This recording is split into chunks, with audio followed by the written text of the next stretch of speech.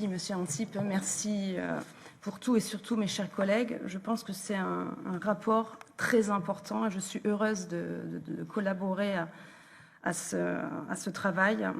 L'identité numérique. Évidemment, au départ, ce sera pour notre bien, ce sera plus facile pour pouvoir payer, pour pouvoir vérifier si quelqu'un est vacciné ou pour voter.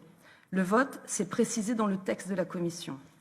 On voit bien, le toboggan est bien en train d'être mis en place. On est donc à 2 doigts de la puce électronique sous la peau.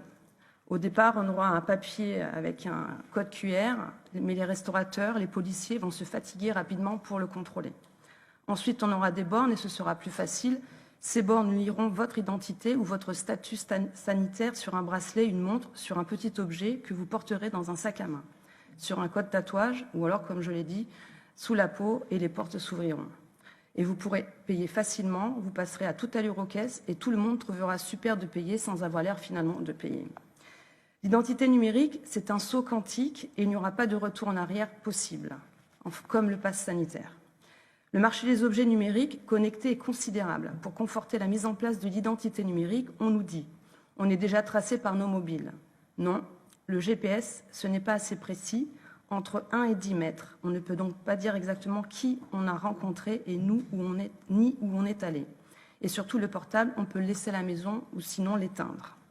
Avec l'identité numérique, la 5G et les objets connectés, nos conversations, notre santé, nos ordonnances, comme vous l'avez dit, nos pensées, notre intimité, notre espérance de vie, tout ça sera exposé, exposable, vendable, revendable. Et là, je parle en tant qu'ancienne, comme dans mon ancienne vie où j'étais dans une compagnie d'assurance.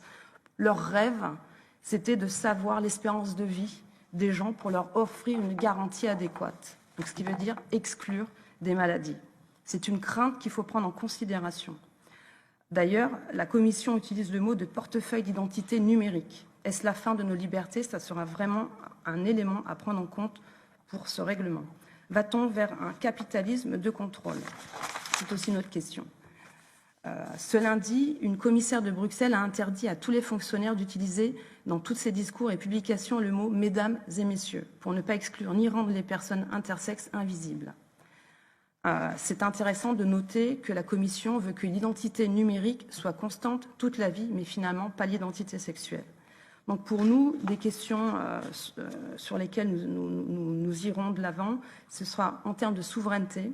Quels sont les acteurs européens qui ont aujourd'hui la capacité de fournir ce type d'identité pour éviter que nos datas se baladent à l'autre bout du monde et, comme je l'ai dit, soient repris par des entreprises privées pour exclure certaines garanties et discriminer certaines personnes, et aussi concernant les failles de ce système d'identification. Je note que la Commission prévoit dans sa page 60 que les mesures de prévention des fraudes existantes applicables à la Commission couvriront les crédits supplémentaires nécessaires. En clair, on sait déjà qu'il va y avoir des fraudes et les amendes financeront les postes de fonctionnaires nécessaires. Donc pour une question plus précise, parlons-nous des grandes fuites de données personnelles récentes. Je vous remercie.